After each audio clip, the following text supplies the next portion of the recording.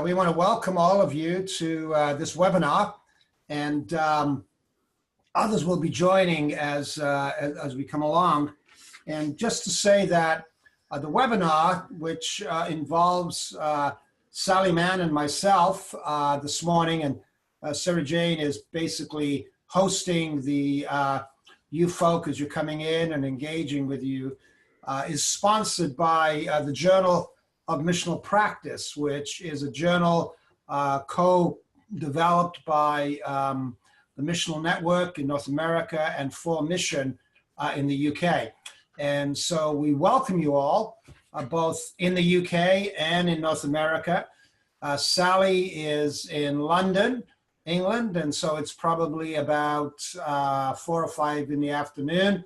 And Sarah Jane and I are in Vancouver, Canada, where it's early morning and the sun is struggling to make itself known. And so, first of all, let me, in welcoming you, indicate that you are invited through the side panel that you've been working on to interact with us and questions and conversations that you'd like to engage as we enter this conversation. If you start writing them down, Sarah Jane will moderate that to make sure that Sally and I actually interact with you. But before I introduce the theme, though, let me just introduce both Sally and I a little bit. And Sally, you are a pastor, a Baptist pastor, in fact, and a university teacher in East London. Just say a little bit about yourself and what you do and your location. Okay, so yeah, I'm minister of 2 churches in East London. I co-minister both of them. One was a church plant down in the Royal Docks, and we're still there. We were there for 10 years, and we're just transitioning to new leaders. And then we're back in our original church, which is a more settled church in the East End of London, which has a really big community project running there. And I split my time between those 2 communities. And I'm also a sociology lecturer at the University of Greenwich, but my background's actually philosophy. So I've got lots of hats on, and I'm never quite sure how to introduce myself. But yeah, I guess I'm really interested in the future of mission here in the East End of London. I'm very much an East Ender, so I only really can tell you about a tiny part of the world that I'm from. Yeah. So Sally, I mean, you are very located. If I remember, you are the 4th or 5th generation living in East London. So East London, where you're rooted, is not a place you've invaded. It's in your bones and in your life. Absolutely. Yeah. So this, actually, 5 generations of my family have lived in 4 streets in this part of East Ham in London, and we continue to live there. And I'm actually moved back into that area after 10 years of church planting. We're back on one of the streets that my great-grandparents would have lived on, and my daughter lives across the road from me. So yeah, we're very much rooted and part of the story here. And I've always felt, for me, that was my calling. It was to a place, to a community, not to a denomination or to a larger idea of church, but to this community. That's been important for me. Thank you. We're going to explore some of that in a moment. Let me introduce the theme that we're looking at today, Beyond the Billboard. And as I introduce that, I'm going to invite Sally to interact with it a little bit, and then we're going to really look at what it means in a grounded way, particularly in Sally's experience in East London, and then open it up to all of us. I think through the Journal of Missional Practice, we have looked at the question that Leslie Newbegin raised many, many years ago about what does it mean for us as Christians to be a missionary people in our own culture, in what's called modern Western culture. And in those conversations, a lot of us have had a growing awareness that the focus of that question of mission has tended and continues to be on making the church work. The focus on how do you get a fresher expression of church, or how you renew, or how you remake.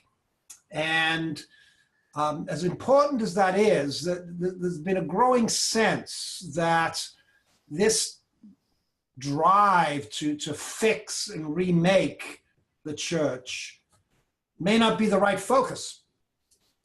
And that's where this image of Billboard came up. As I think about it, I think of driving along some highways where we live, and a lot of billboards are advertising and saying what we've got is wonderful. Like, for example, come and buy our Ford. It's got all the latest technological bells and whistles, and if you buy our Ford, you come and belong to the Ford family, and it's going to feel so good. And you drive a little further along, and somebody has a billboard saying, our Volvos are the safest cars in the world, and if you just buy a Volvo, you'll enter the Volvo experience. And that's kind of a bit like where our churches have been. We have the best this, we have the best this, we have the right music, we preach this kind of word, we're this Reformed or we're that Wesleyan. And so the billboards have been trying to say to the culture, look at us, look what we've got to offer, come and join us. And that's where so much of the energy has been given. And our sense is that that's not where God's at work anymore. And that behind the billboard or beyond the billboard, God is up to stuff out in our neighborhoods and communities. And so the call is not so much to fix or attract, but to go join with what God is doing. So that's what's behind this notion of joining God behind the billboard. But Sally, anything you want to comment about that as we begin? I think that's it. And I think we got to the stage in our last conversation of saying it's potentially not just the institutions and the structures that are falling apart, but some of the key ideas that we used to hold as kind of fundamentals are challenged, but not by people from the outside, but from within us sometimes as Christians. So there's a lot of deconstruction going on. And the idea there is, well, what's our approach to this? Do we just want to go back and be nostalgic about perhaps our church was in the past, our own Christian faith in the past, or are we willing to go forward more hopefully and find out what God is doing beyond this particular stage that lots of people recognise, which is a kind of deconstruction of some of the things we took for granted a while ago? Yeah, so it's structures and it's ideas. And I think also a longing for things that are not a commodity. You know, I didn't quite hear that. Well, I think many people are seeing that there's been this commodification of faith, of belief, of church life, and it's not doing it for people. You know, they don't want faith that's a commodity, and yet churches continue to almost brand their community as a commodity. Say a bit more about what you mean by that, by commodity. Well, I guess as a sociologist, I'm interested in the commodification of life. You know, the idea that we can package parts of identity, perhaps, or things that we might have expected to happen through relationships, through living in a community. That these are things that we're desperately hungry for still, but we have this idea that they're things that we can kind of buy off a shelf rather than make happen within ourselves and through commitment to each other and to relationships. And I think there's a desperate hunger for real community, for real loving, committed relationships that go, you know, beyond where they've been in terms of faith communities before. So not just turning up to a service, taking part in a program, signing up a number of beliefs that you say you believe. You know, those kinds of things I think were part of the frame for some people. But within that frame, I think there's a hunger for spiritual truth and for a sense of belonging and purpose. That's the bit that we want to keep. And I guess it's about, what do we do if the frame is falling apart? Are we saying that we also give up on these ideas of being faith communities, of having shared beliefs, of working theology through together? Or can we do it, but in a different way to how it's been before? Okay. So this raises a question. Be interested in your comments. Is that when you talk about community and belonging and shared faith, very often it feels to me as if a lot of churches want to say to their local contexts, if you come and join us, you'll find genuine community. This is where it is. And I don't hear you saying that's not the case, but I hear, particularly in the beyond the billboard framing, that it's an invitation as well to discover community out in the neighborhood and in the local. And that there's something there that must be engaged before we can actually discover what community means inside our churches, to use that language. You want to comment on that? Well, can I answer you with a story? Because I'm into... So here's the thing. I guess all churches at this point in the year are looking back at Christmas and the Christmas program, and you know what was good, what worked. And in our more stable church, in the Bonnie Downs Baptist Church, this year we performed the Nativity through inviting kids from the community to come and to, over a number of weeks and months actually, to act out the Christmas story. And so it became a community project rather than a church activity. And it was really very popular. And Newham is an incredibly multiracial, multi-everything borough. And then this group, I think the minority would have been families from the church, came and performed this nativity play for our service before Christmas. And so we did have, you know, we had a Muslim angel Gabriel. We had, you know, families came to watch their kids perform this. And it was obviously, it just brought the Christmas story alive to me again, because when you see that, if you approach the Christmas story outside of the church, lots of the truths of that story become very apparent. So yeah, the nativity story does have the mysterious magi as part of it. You know, the people you don't think are invited to know who the Messiah is are among the first. You know, it's got the shepherds who are normally kept outside of the temple and the structures, who are the first to come and witness. So it just brought these ideas together. Now we do that because we're very much into being part of our community, and taking the Bible out to our context is, you know, a key part of how we operate as a church. But I've never seen that way to approach a nativity service. And it was beautiful. It wasn't my idea. It came up from our children and families worker. And I really did appreciate that Christmas was, I think, more Christian this year, because we approached it from a not beginning with the church, but beginning with taking that story out to local families. And they enjoyed it and loved it. And it was great. Does that make sense to you as part of an answer to what you were saying?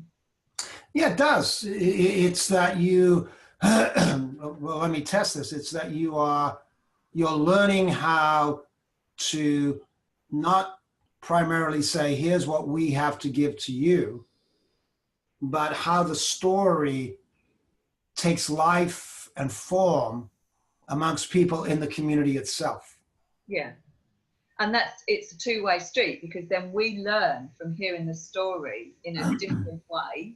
So we're kind of recontextualizing the Bible in our community. But it's definitely a process that we're learning from ourselves. So when we hear that story in that way, it's just different. you know, in the same way we have a Wednesday community around a food bank that we run. It's a very big group. It's almost like a church in the sense that it's spiritual, it's reflective, it's loving, and there's a great deal of I prepare my sermons in that group, but they also, when I do that, I find that it's not just about them listening to me telling them a Bible story, it's me listening to them and hearing what the Bible says when you take it out of the people who are used to hearing it. And so for me, that's the kind of beyond the billboard experience. I don't actually invite people to Sunday church much. I don't actually think it would do some of them much good, and it wouldn't do the people who gather much good. The whole point is, what's the Christian gospel beyond the Sunday meeting, beyond the worshipping congregation?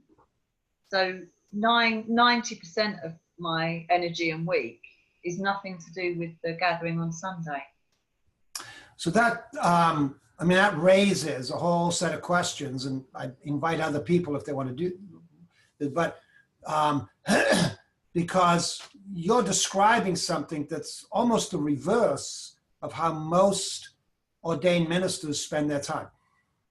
Yeah, and probably helps that I'm new to being ordained. So, and that we had this experience in our first church. We were part of the church, we were called into leadership, and our church started a community project.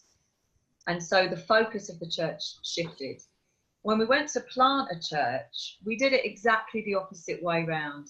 We became involved in community development and seeking justice for that community. We got jobs in that community. We met midweek around meals. And after about 3 years, we decided we would also worship on Sunday.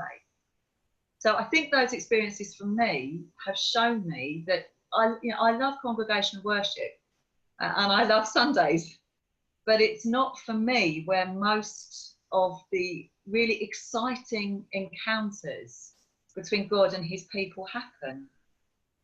The really exciting encounters happen, I think, when we are outside of our structures a little bit and meeting God in the places where we're acting more as, I've heard this phrase from you, Al, guests at the table and not just hosts of the meal.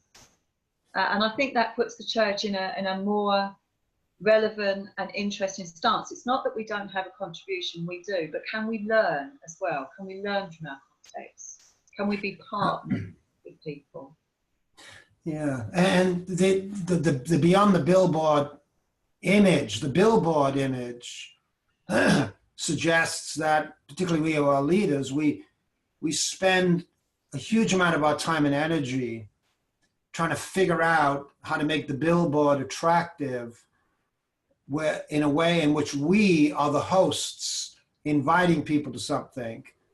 And yet what we're talking about here as the movement of God is the beyond the billboard is about how we become the guests of people in the communities and the places where we live. That's part of what you're describing. I think it is, and potentially, I think, you know, it's great to see who's taking part in the chat, and it's an international community speaking to each other. And my guess is there are certain contexts where attractional Christianity is still very successful, and actually people are being transformed by being part of those communities. And I don't want to mess with that at all. And I respect that and that ministry. I think it's just in the East End of London, it's not an attractional, you could put an attractional model in and some people would come to worship for a while, but the communities around are not impacted by that. So I guess for us, we learned to measure our church's size by the impact that we have in our community and the transformation within our own lives and other people's lives. And that's nothing to do with the size of congregation. You can have a community of faith who are very small, but will see incredible transformation in the place that they live and in their own lives. And yet if you set them up to have to run lots of meetings, lots of programs, not only will they have less impact, they'll also not change as much themselves, because we become part of the people who just take in this kind of commodification model of Christianity. You know, we'll go home and say, what do you give the sermon? How many out of 10? Well, the point of the word of God was not to be judged like that, wasn't it? And so if the sermon is something that happens in the week, in the community, and it's gathered together as a word for Sunday, you don't have that, you can't judge it, because it's what God has been saying to us. It's ours, not something that we haven't had any part in creating. And we're still learning this, because I was raised, you know, in a typical church setting, and I loved the communities that I was raised in. Baptist church. I'm actually still in the same church, but you know, I've got nothing bad to say about the way things have been. I think it's just, for me, they don't seem to be creating transformed lives, and they don't seem to be the salt and light that Jesus promised they would be. Sometimes they're just kind of like Sunday clubs. I don't want that for myself. Why would I want that for the place that I love? Yeah. Well, those of you who are participating and listening in, we want to invite you to put your questions or places where you'd like further conversation so that we can interact with you. And you can do that on the panel on the side, and Sarah Jane will monitor that. But as you're thinking about that, I want to, Sally, in the light of what you're saying, we've talked about this before. There's in the book of Acts, you have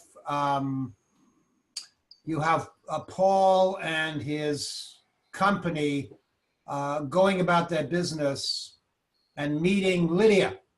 And we've talked about Beyond the Billboard, about the fact that Acts seems to be full of people who are beyond the billboard, who keep interrupting the plans and become the directions for the church. Talk about that a little bit. Yeah, and because we started this conversation in our community, it's turned into a preaching series.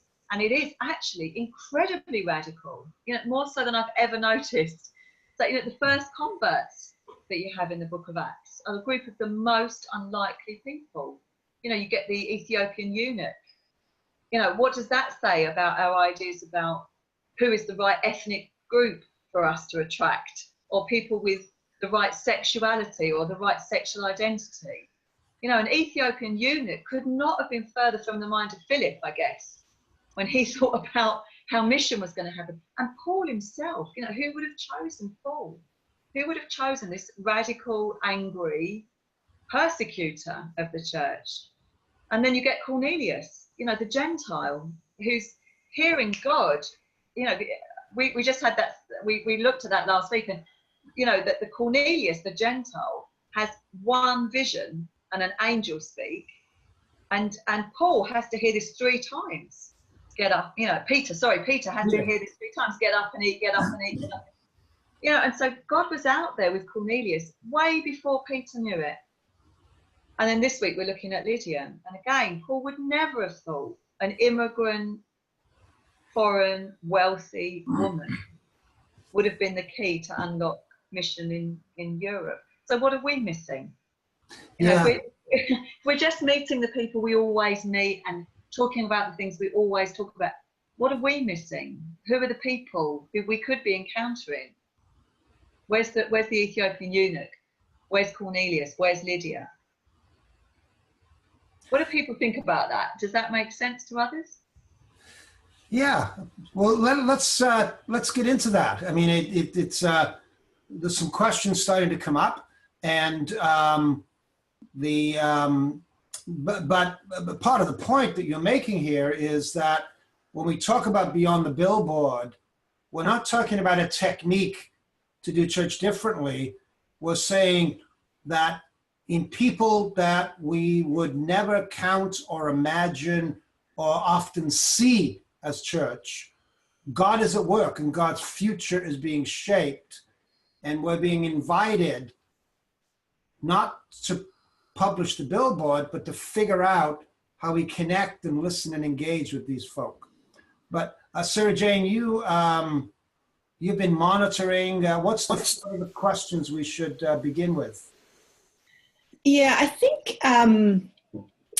this question about leadership in a congregation is a really key one, because I think it connects in with many of the things that many of the other pieces. There's questions about small group and maybe concretizing a bit more what you mean by beyond the billboard in a Western context. But I think we can get at some of those by this question about leadership and how actually do you move and make the shift in a congregation and get buy-in around what it is to be beyond the billboard, to make this huge shift in terms of practice, because you're talking about massive changes in terms of practice of leadership.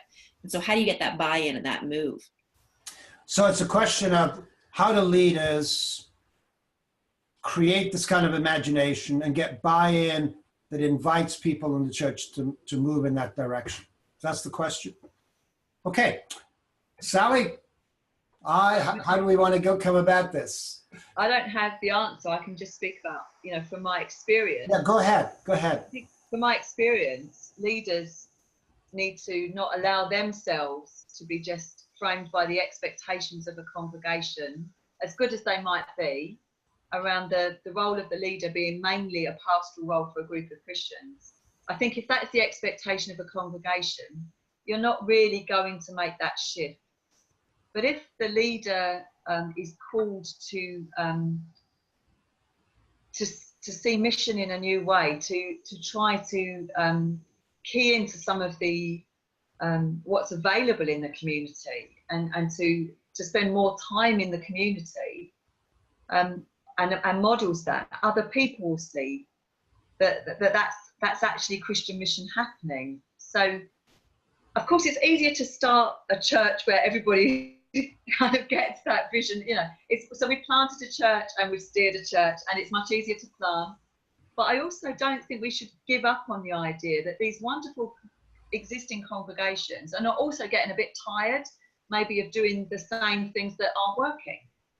So I guess it could be incremental. So it could be about challenging, maybe closing a bit of program in the church and inviting people, maybe through a preaching series like Acts and the encounters in Acts, to spend more time doing things that would give them opportunities to really meaningfully engage with people in their community. So that could be through sports projects, for instance, or, not that the church set them up, but that people have got time to do this and relate this to what God is saying to them in the church. But it definitely helps that I don't have a full stipend. So I spend 2 days a week lecturing at university. And that alters people's perspective of what I'm able to do as a minister and what I do as a minister. So perhaps it's being bold sometimes from the leadership structures down, to start to live out a more rounded life where you're not just relating to people within your congregation or your denomination, and even you're not mainly relating to people in those contexts, but you're seeing what the gospel looks like when you're doing other things. But it's all part of your mission and ministry. It's all part of you being a follower of Jesus. I'm not sure if that answers the question, actually. It's fine. Good. I think, Alan, it'd be great to have you respond to Sally and actually Paul Billard's comment in question, that this isn't really about transitioning church anymore. We're actually talking about rebirthing something new. So he's used this language of rebirthing and transitioning. Yeah, the language I would use, rebirthing is a good word. The language Martin and I are using in the book we've just written is refounding. So this is way more than a new technique or fixing up what we've got. And part of this question of leadership, then, this is a massive shift of imagination and practice. And so there's legitimacy in the question of how do you go about that? And let me just share briefly a couple of stories that would illustrate this. My colleague and I, Mark Branson, were working with a group of clergy over numbers of months. who are asking this very question. And our comments to them were, you can't begin with the question, how do I do this in my church? i.e., go past the billboard and engage in the community.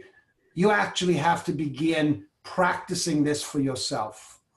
And we invited them into what you call a learning community of about 6 of them with very simple practices. Keeping the daily office, setting aside time in which they were entering the neighborhoods where they lived, and ways of connecting with people. And it was a profoundly disorienting experience because they'd actually never done that before. And their lives were so busy with their church work that they were fundamentally disconnected from the neighborhood and communities where they lived. And so very gently, we began to do this with them. And I'm not going to bore you with the whole thing, but together with some mentoring, if you will, and some practices, it was phenomenal what began to happen. And how the imagination of these clergy began to shift. And what I would say is that we can't approach the question of what do we do in our churches without ourselves entering that practice. And it was last month, as we were listening to these clergy describing what had taken place, where, for example, one of them is describing the relationship they were developing with a bakery around the corner that they never knew existed. Yeah. And the conversations that were starting to go on about life in that bakery, and how that bakery was starting to become almost like a center of relational engagement and activity that this clergy person had never imagined.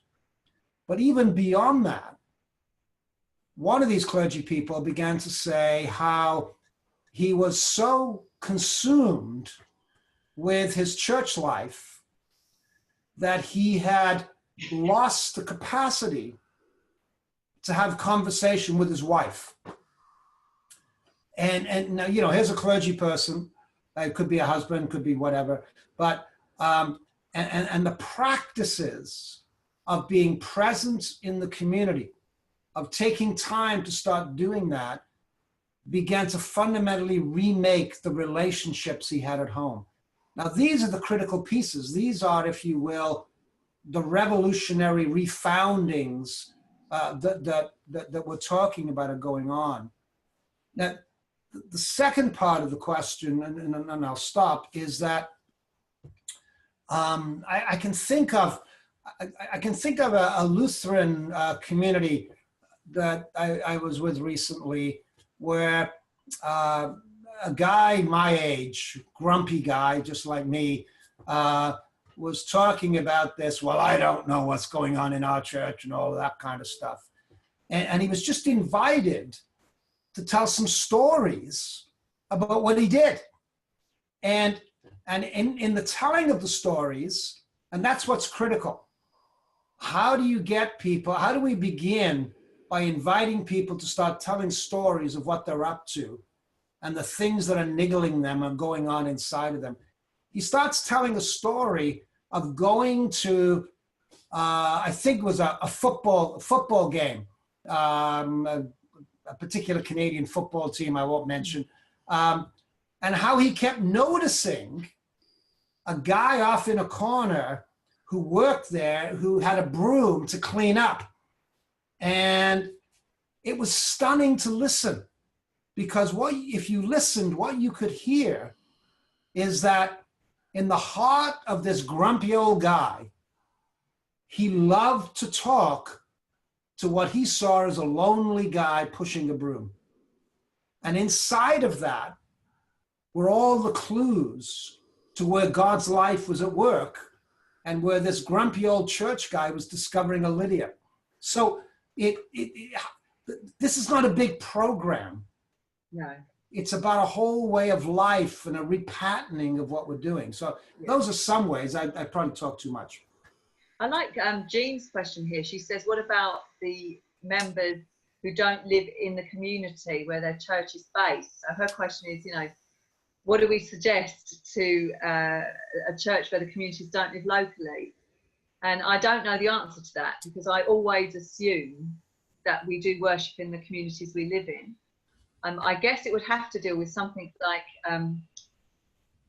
that you'd still model for those people to spend more time in the communities they do live or potentially work, or where they are at in the week, and to bring that together. But it would be definitely watered down for me if I wasn't a minister of the area that I live and work and walk around in, and our kids went to school in, and that whole package. So I think Jean's question is really interesting, because it's probably true for more churches than I'm aware of, because it's never been my experience. What do you think, Anne? Well, it's a crucial question, and it gets to the refounding and the rebirthing. I don't think there's a future in driving to church. I think that belongs to a world. You talk about it branding or commodifying, where we found our tribe, people that look like us, or people that were, you know, Anglicans or United or Methodists, and we went and joined our tribe. And then we kept trying to find other people to join our tribe. That's the drive to church. They're still around. I don't think they're the future. But having said that, you have to work from where you are. So again, we're working with Lutherans and Anglicans in Winnipeg, Canada, the center of the country. And what they're doing to address this is that they're looking at a neighborhood, and they're looking at the Anglican churches and the Lutheran churches in that area, and they're inviting people from those churches to come together in the neighborhood to begin practicing listening to and being with, and this moving beyond the billboard. So you begin where you are. We can't. Yeah, I was going to suggest something similar. It could be that the church that Jean's describing almost commission people to have time to get to know people, maybe by a series of meals. I mean, I just love eating with people. I think it's the best way. So, you know, if you kind of commission those people and said, in the place that you live, just invite your neighbours over. You know, find a good reason. It's your birthday, or, you know, maybe when you're moving, just invite your neighbours over. Let's see what God is doing actually where you live as well as where you worship. It could be that could connect up with other Christians who are not going to worship with you, but are in your neighbourhood. This was attempted in Newham a while back, just so people could kind of drop the church affiliation for some time in the week and just get together in the places, in the geographic locations. And the plan there was with other Christians, but I think it's much more interesting just to do that with neighbours, and to have an intentional commitment to spend time where you live. But I think I'm with you there. I don't know if driving to church and is going to meet people's needs. You know, how do you get help raising your kids in that context? How do you? Yeah. You hire a youth worker. Right. Yeah. Because you know, I can't imagine not being very, very near. And you know, I've lived in a house that, in our church plant, the house was an open house for the church. So it was a shared house. We had community meals there pretty much every week, or more than once a week. And so we kind of lived church. And now I've come back and moved again. I'm still wanting that experience. I want to live church. I don't really want to go to church. You know? Yeah. Well, what I want to emphasize too is that I don't think either you or I are proposing tear up what you've got. No. Tell people to stop coming. No. We're not saying any of that. But what we are saying is that you begin with what we've got, begin with where we are, and begin to invite practices of discovery of what God is up to in neighborhood and community. And it's as we begin to do that, both these are small things shaped by practices. It's as we begin to do that, that you then begin to create the space amongst people to ask the question, how do we form church around what we're learning and discovering beyond the billboard? Yeah. So again, I'm not advocating, and I know Sally's not, you just say, drive-in church, no good, not going to work anymore, so we're not doing it. We're not saying that. No. But we are talking about how you do this. It's the include and transcend, isn't it? And the phrase that comes to mind when I'm hearing that is, Jesus saying, you have heard that it was said, but I tell you. And that doesn't mean that the law that he's talking about has passed away. It's you have heard that it was said, but I tell you. And I think we've got to be willing to embrace everything that's been good from church traditions as they've been in our own lives, but also just know that there is something more that's coming. What's the new thing that Jesus is telling us? We've heard what he said, but what is he telling us that's new? And I just want to pick up, I can see a really interesting question from Michael there, because he's talking about how you maintain a Christian ethos when you've got a large proportion of non-Christian volunteers. That's exactly our experience all the time. I just want to say, just don't be afraid. Salt, you don't want half a pound of salt in a meal, do you? So the whole point is that you should be spending your time outnumbered. That's the point, isn't it? Surely the gospel lived well intrigues people. You don't have to be insisting on leading everything. You just need to be there and be authentically who you are in God, and you will be salt. And that's the point of it. So I think that might be useful for Michael to understand that.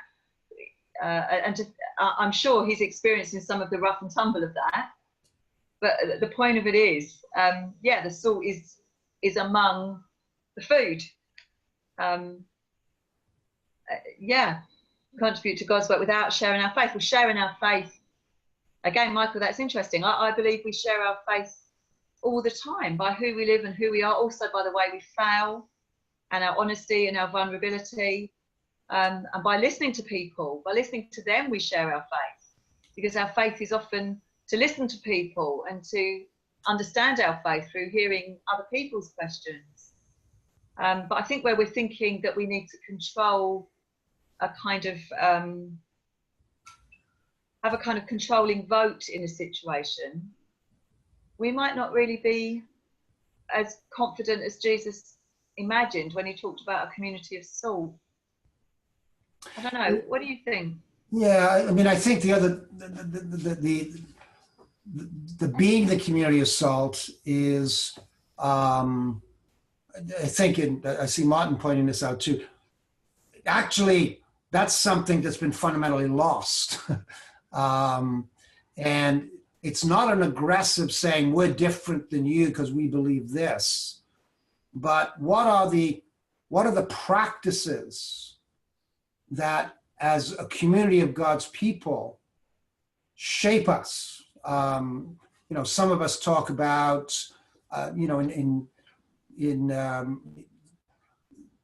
some communities have a rule of life around which they're formed. We are going to be available and vulnerable in Christ to the people about us. And then they shape their life around very simple practices like the daily office, becoming guests rather than hosts. So I think part of this journey, certainly in North America, is that the congregations in the Billboard have tended to become collections of individuals from the same tribes who happen to gather together once in a while. That's not salt. That's not ethos. And so when you have this wonderful opportunity of all kinds of non-Christian people involved in what you're doing, the challenge that it raises is, how do we as Christians form the practices and the ethos of who we are? Not in an aggressive triumphalist way, but as a demonstration of Christian life. I think that's the part of what we need to be talking about. Yeah, and that's it. So if in our church, the church that we return to, we started describing it as blurry edge church. So that's why our children's and families work in the community decided the nativity would be great in the nativity, because it was a blurry edge. So for some, maybe it's that stage first. But I think authentic relationship with Jesus shines through. Whereas programs, you can put your trust in programs rather than in God within you.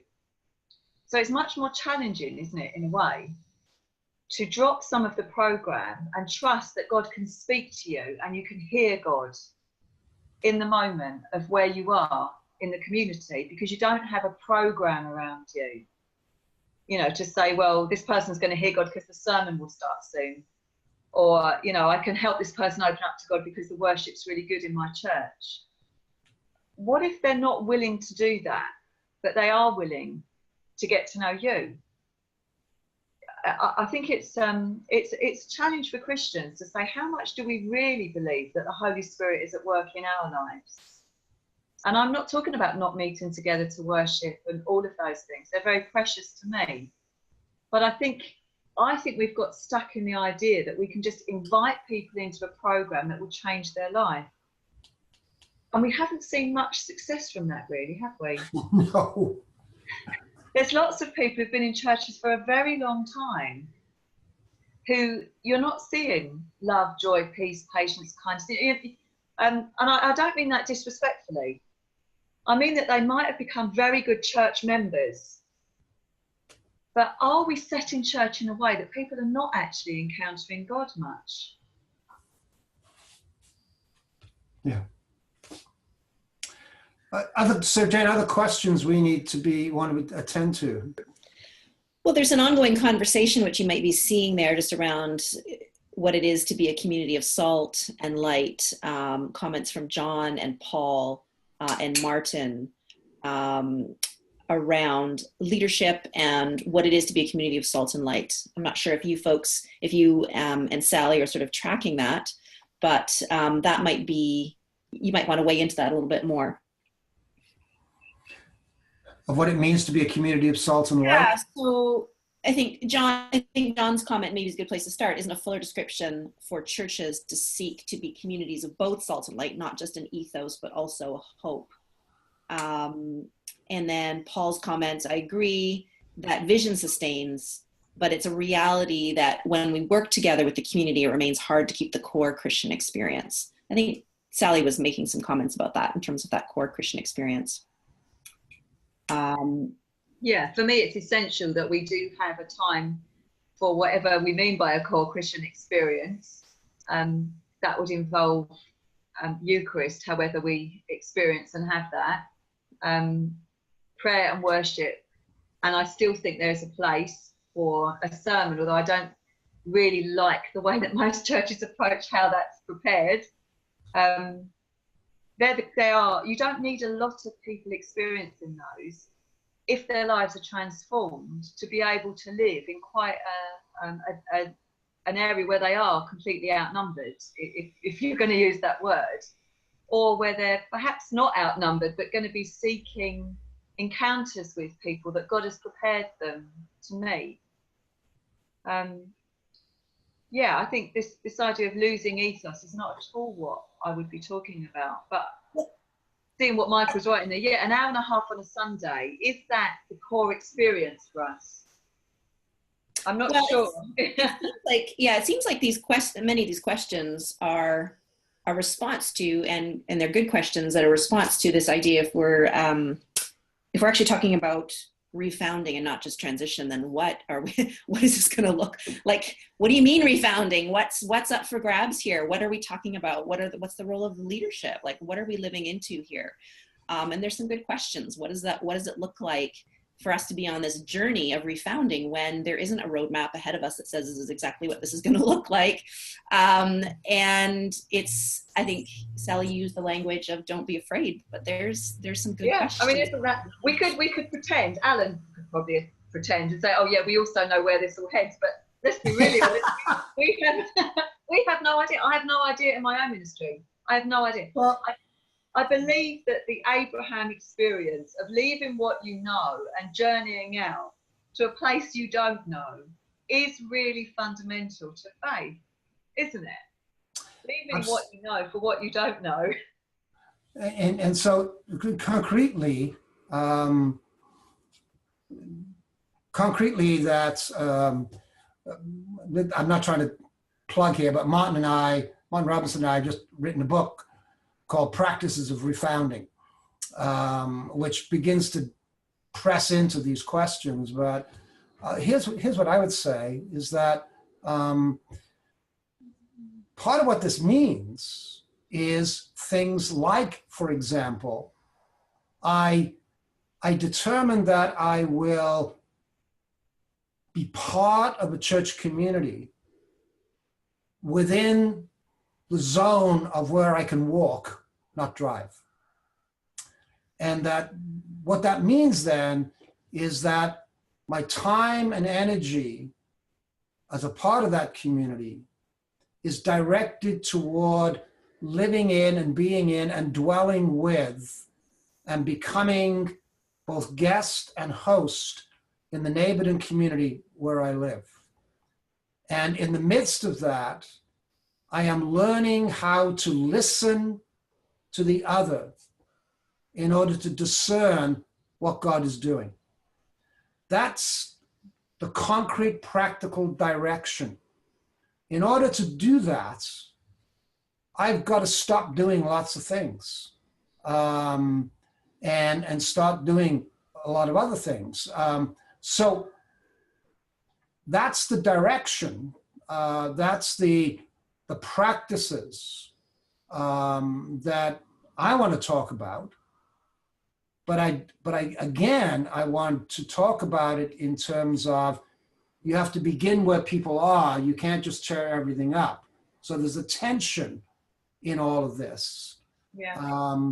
The other piece is that because I teach and I work with loads and loads of clergy, saying these things creates anxiety and consternation. It creates all kinds of yes buts or you don't understand my da da da da da. And when I hear those things, I realize and I know that there's anxiety here. And again, one of the things I've learned, particularly for those of us who are clergy, this refounding and rebirthing journey is not a journey we can take by ourselves. It requires us to need each other and to learn from each other and become accountable with each other. Yeah. Which is a difficult ask for clergy who've been formed in habits and practices of being alone and looking successful and doing things for themselves. Yeah.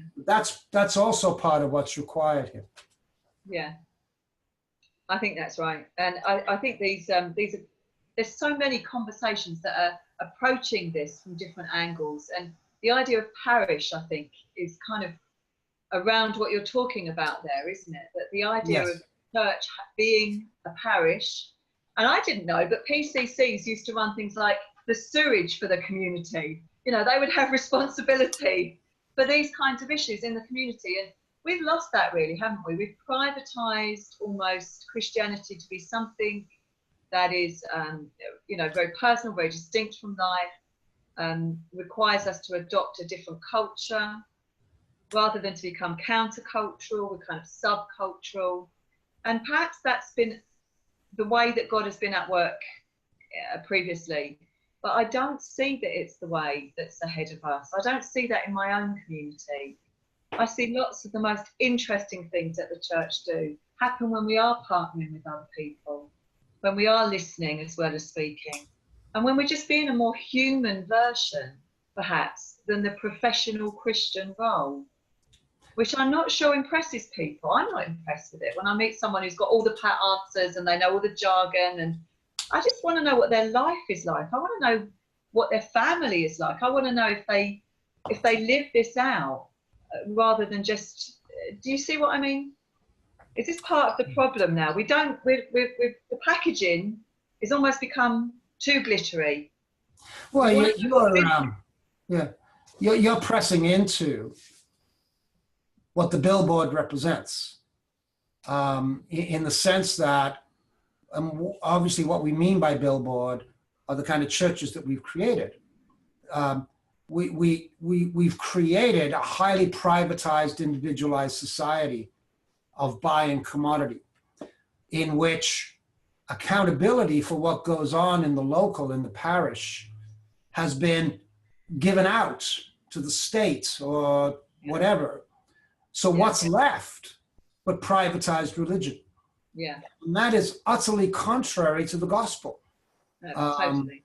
And so I think you're right. One of the, I would say this to all of us here, whether we're Anglicans or Baptists, just asking the question of what is parish, because parish is a social geographical community, which in the vision of Isaiah, the healing of community and of how food gets, all of these things, this is gospel. It's not social work. It's not all this kind of, it's gospel. And so part of going beyond the billboard is a fundamental reimagining of being church as parish for the sake of the community in which we live, not to augment individual, personal, spiritual experience. That's part of what's at stake here. This is not just a nice, groovy idea. I think it's the Spirit of God saying, I'm not in the billboard anymore. I can't wait. I'm out in these neighborhoods and communities. You got to come join with what I'm doing. Yeah. I think what's ahead as well is possibly smaller gatherings of, somebody there mentioned about small groups. I think that that's possibly a way that people are going to organise that core Christian experience. I think the idea of covenant is very important. I think Christian communities will always need covenant. The billboard version for me, because I'm a Baptist, was membership. You know, that was the billboard, and there was good stuff in there. What membership meant was covenant. It meant commitment. It meant responsibility. It meant prayer. It meant finance. Now, the idea of membership is falling away somewhat, but within it was this beautiful truth of covenant. Now, I believe what Christians are going to find is that post-membership churches will need to find new ways to covenant. And my guess is that they're going to be higher levels of covenant. So more communal living, more sharing of resources. So in the church plant, the majority of us at some point or another had all lived together. We had shared cars. You know, it was just because we were living in a part of London that was very expensive to rent. So we didn't plan to have shared living as part of our covenants for each other. But it happened, and it was essential. And it was where our discipleship and the training of new leaders happened, was because we all lived together. Now, my guess is beyond the billboard, there'll be smaller groups of covenanted communities who are absolutely committed to a particular locality, maybe not for 5 generations, but for a time. And they won't have huge amounts of membership, but they will have huge amounts of impact and a transformation that I believe people are looking for from within their own lives. So I think that I can kind of guess what's coming, but I don't feel the need to rush to that. I think that God is going to unfold this in my own community and will gently and carefully challenge me to go on that journey that Abraham and Sarah went with. And he will tell me enough times a very clear vision of the next path. And in the meantime, I'm just feeling my way, enjoying the adventure of not having so many certainties around what I think is going to happen week to week as a minister. You know, it's always messy, it's always surprising. It's also beautiful. And, you know, I love it. I wouldn't want to just have a traditional ministry. I'm sure I couldn't manage it, actually. Yeah. I'm really cognizant in all of that of, I don't know if it's Linda or Lindsay, who's, I think, describing new leaders and younger leaders and the fragility of these leaders in beginning to discover and discern.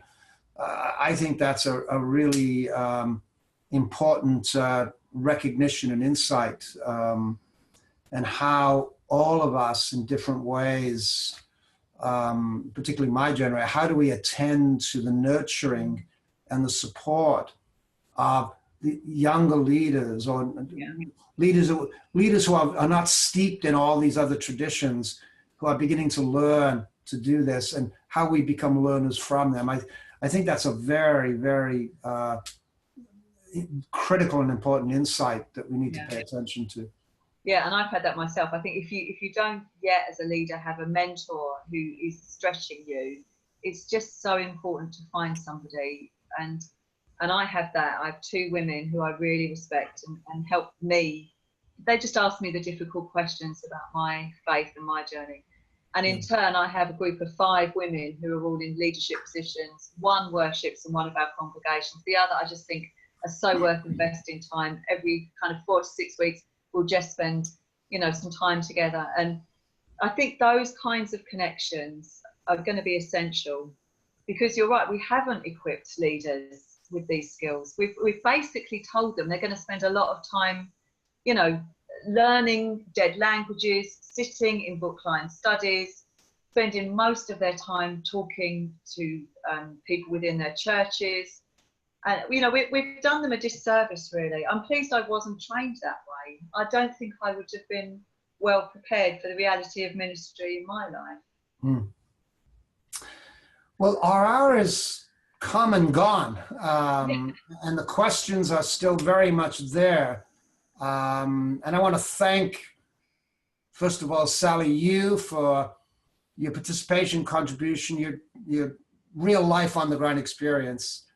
And thank each of you who have come and participated and engaged. There's a lot of questions that we'll look at and continue to engage. And so I want to say thank you, and trust that some of this has been helpful in your own dialogue and conversation. We will have some of the transcripts of this in video available so that you can come back to it and use it again. But on behalf of the Journal, of the Missional Network, and of For Mission, and of Sally, thanks so much. God be with you, both in the morning and in the evening of the same day, in the UK and here in Canada. Thanks so much, everybody.